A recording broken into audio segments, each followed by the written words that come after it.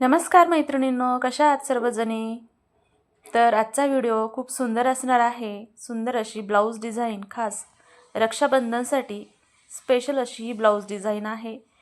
ही blouse design तसं पाहायला गेलं तर खूप जुनी आहे, पण तरीसुद्धा अजूनही या ब्लाऊज डिझाईनचा ट्रेंड आहेच. शिवाय ही ब्लाऊज डिझाईन दिसायलाही खूप छान दिसते आणि एकदम प्रोफेशनलसुद्धा वाटते. तर ही ब्लाऊज डिझाईन आहे तरी कोणती?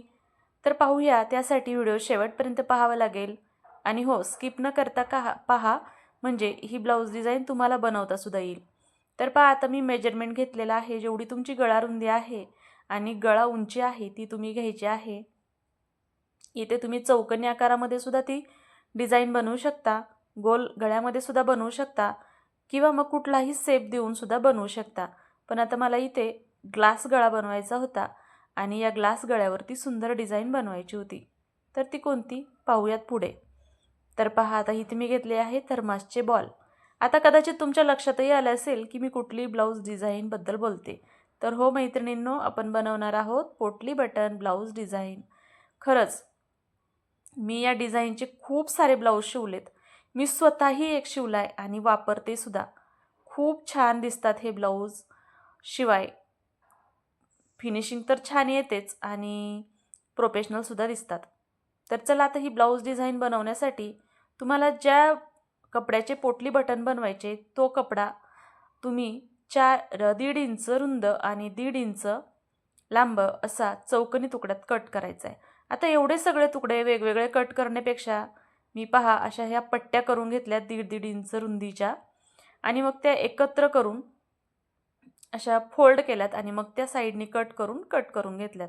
म्हणजे एक एक पट्टी वेगवेगळी कट करण्याची येत नाही आणि पटकन कटिंग होतं अगदी 2 मिनिटात आणि पोटली बटन बनवावे लागतात. खरं तर ही दिसायला जरी सोबर सिंपल डिझाईन असली तरी ही बनवायला खूप सारा वेळ घेते. कारण लक्षात आलंच असेल, हे छोटे छोटे तुकडे बनवायचे आणि एक एक बटन घेऊन हे बटन बनवायचं, त्याला योग्य फिनिशिंग आली पाहिजे. प्रत्येक बटनला दोऱ्याने असं गुंडाळून गाठ मारून घ्यायची. खरं तर ही डिझाईन बनवायला खूप सारा वेळ लागतो, पण दिसायलाही तेवढीच आकर्षक दिसते. तर पहा, मी जसे हे बटन बनवलेत असे तुम्ही बटन बनवून घ्या. आता हे जोडायचे कसे, त्याची फिनिशिंग अगदी चांगली आली पाहिजे. ती कशी तर पाहूयात. सगळ्यात आधी वरती 1.5 इंच मार्जिन सोडायचे, कारण अर्धा इंच शिलाईमध्ये आणि 1 इंच मध्ये गॅप राहिला पाहिजे आणि 1-1 इंचावर हे मार्किंग करून घ्यायचं आहे. तुम्हाला अगदी जवळजवळ हवे असतील तर तुम्ही अर्धा इंचावर सुद्धा ही मार्किंग करू शकता. आता मी 1-1 इंचावर केली आहे. आता दुसऱ्या बाजूने मार्किंग करण्यापेक्षा हीच मार्किंग दुसऱ्या बाजूने या पद्धतीने डार्क करून घ्यायची आहे आणि या डार्क केलेल्या भागावरतीच मार्किंग करून घ्यायचं आहे, कारण आपल्याला हे बटन जोडताना उपयोगी पडेल. आता बटन जोडताना ते जोडायचे कसे पाहूयात. तर जो 1.5 इंचाचं शिलाई मार्जिन आपण सोडलेलं होतं ते घ्यायचं आहे तिथपर्यंत शिलाई आणि अगदी हे बटन पहा या नॉबच्या खाली दाबून धरायचं आणि मग त्यावरती सुई घ्यायची आहे. नॉबच्या खाली दाबून धरलं आणि मग सुई जवळ ठेवायचं हे बटन आणि मग हे जोडायचं आहे. आता बटनचा जो गोल भाग आहे तो इकडच्या बाजूने आला पाहिजे, म्हणजे गळ्याच्या बाजूकडून नाही, तर गळ्याच्या आतल्या बाजूने हा गोल बटनचा भाग आला पाहिजे. आणि जोडताना आता तुम्हाला झूम करून दाखवते. अगदी सुईच्या पुढे ठेवायचं हे बटन आणि लगेच सुई त्यावर पडली पाहिजे, नाहीतर हे बटन सटकतं. म्हणजे अगदी सुईच्या खाली, नॉबच्या खाली ठेवायचं आहे आणि मग एक एक बटन या पद्धतीने जोडून घ्यायचं आहे. जोडताना फारसा वेळ लागत नाही, पण बटन बनवताना खूप सारा वेळ लागतो. तर या पद्धतीने सगळे बटन जोडून घ्यायचे.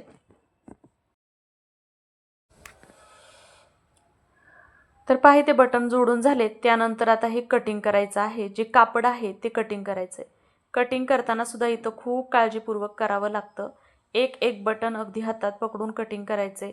चुकून जरी कात्री सटकली, कारण हा आपण एकत्र गोळा करून केलेला कपड्याचा जाडसर भाग झालेला असतो आणि इथे कात्री सटकण्याची शक्यता असते. शक्यतो जिथं गोल राऊंड आहे गळ्याचा शेप तिथे सरळ भागाला एकदम सरळ कात्री पकडून केलं तरी चालतं, पण गळ्याच्या राऊंडला अगदी हातामध्ये एक एक बटन धरून व्यवस्थित कटिंग करावं लागतं आणि थोडंसं हार्डसुद्धा जातं.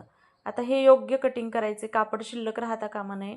जर राहिलं तर ते फिनिशिंग चांगली दिसत नाही. तर आता पहा, या पद्धतीने लूक दिसेल. नंतर घ्यायचं आहे आपलं मेन ब्लाऊजचं कापड, त्याची सुईची बाजू, आणि सुईच्या बाजूवर हे बटन आतल्या बाजूने जातील अशा पद्धतीने ठेवून घ्यायचं आहे, सेट करून घ्यायचं आहे. आणि मग इथे शिलाई मारून घ्यायची. तर शिलाई मारतानाही थोडंसं व्यवस्थित बटन पाहिजे आहेत. हवं तर बटन थोडंसं प्रेस करायचं आहे हाताने आणि मग त्यावरती शिलाई मशीन चालवायची आहे. ही शिलाई मारताना थोडीशी काळजीपूर्वक मारायची आहे. चुकूनही बटनवरती शिलाई आली नाही पाहिजे. जे बटन जोडताना अगोदरची शिलाई आहे त्याच दोऱ्यावरती ही शिलाई आली पाहिजे. आणि थोडंसं प्रत्येक बटन थोडंसं बोटाने प्रेस करायचं आहे आणि मग मशीनचा नॉब पुढे घ्यायचा आहे. किंवा तुम्ही सिंगल फूटचा सुद्धा इथं उपयोग करू शकता तुमच्याकडे अवेलेबल असेल तर, आणि नसेल तर काही हरकत नाही. अशा पद्धतीने जसं मी करत आहे या पद्धतीने करा, अशाने सुद्धा फिनिशिंग छान येते. तर आता पहा, अगदी एक एक बटन करून मी या पद्धतीने शिलाई मारून घेतली आहे. त्यानंतर गळ्याचा मधला आकार कट करून घ्यायचा आहे.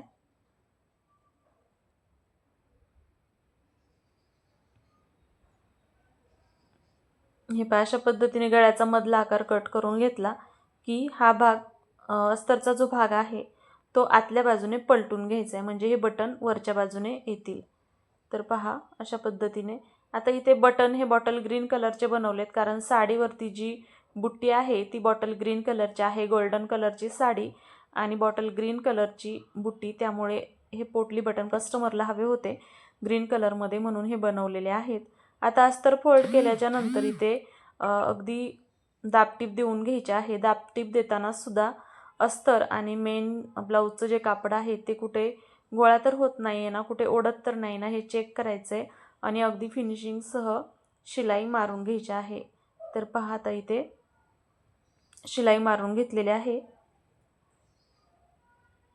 त्यानंतर ब्लाऊजचं जे काही ओपन कापड आहे ते सुद्धा शिलाई मारून घ्यायचं आहे आणि एक्स्ट्राचं कापड असेल ते कटिंग करून घ्यायचं आहे.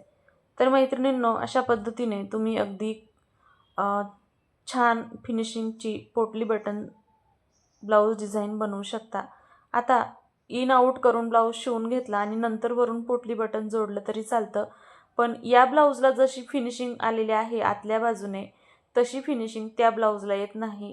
हो, शिवताना थोडेसे कष्ट पडतात, पण याच पद्धतीने जर तुम्ही पोटली बटन शिवलं तर तुमचं कस्टमरही खुश होणार, ब्लाऊजला फिनिशिंगही उत्तम येणार. शिवाय हा ब्लाऊज घालायला सुद्धा तेवढाच कम्फर्टेबल वाटतो. म्हणजे जे पोटली बटनचं जे एक्स्ट्राचं बाहेरचं कापड असतं ते अस्तर आणि मेन ब्लाऊजचं कापड यामध्ये दबलं जातं, त्यामुळे ते टोचत नाही आणि खूप छान दिसतं सुद्धा. तर अशा पद्धतीने आपली ही ब्लाऊज डिझाईन तयार आहे. आता इथे आपण द्यायचे आहेत टक्स. तर टक्सची मार्किंग बरोबर जे आपले शोल्डर आहे त्याच्या मध्यावरती द्यायचे असते, किंवा मग 1.5 इंच सिलाई मार्जिन सोडून मग मध्य काढायचं आणि मग टक्सची मार्किंग करायची आहे. आता टक्सची उंची मी ते 3.5 इंच घेतलेली आहे, कारण गळ्याची उंची खूप आहे. गळ्याची उंची कमी असती तर टक्सची उंची तुम्ही वाढवून घेऊ शकता. आता इथे कमरपट्टीसाठी मी 1.25 इंच रुंदीची पट्टी घेतली आहे. एका बाजूने त्याला अर्धा इंच फोल्ड केलेली बाजू वरच्या बाजूने ब्लाऊजच्या कमरपट्टीवर ठेवून शिलाई मारून घेतली. त्यानंतर ही पट्टी बाहेरच्या बाजूने दुमडून घेतली आणि त्यावरती दाबटीप दिली. मग आता ही पट्टी पूर्ण आतल्या बाजूने फोल्ड करायची आणि यावरती 5 नंबरची शिलाई मारून घ्यायची आहे. तर अशा पद्धतीने सुंदर आणि अगदी छान पोटली बटन ब्लाऊज डिझाईन तयार आहे. तर तुम्हाला ही डिझाईन कशी वाटली, शिवाय ही डिझाईन बनवण्याची पद्धत, फिनिशिंग कशी वाटली कमेंट करून सांगा. आणि व्हिडिओ आवडला असेल तर व्हिडिओला लाईक करा, शेअर करा आणि चॅनल नवीन असताल तर चॅनलला सबस्क्राईब नक्की करा. आणि हो, आपल्या मैत्रिणींना ही डिझाईन शेअर नक्की करा. चला, भेटूया उद्या. Bye bye.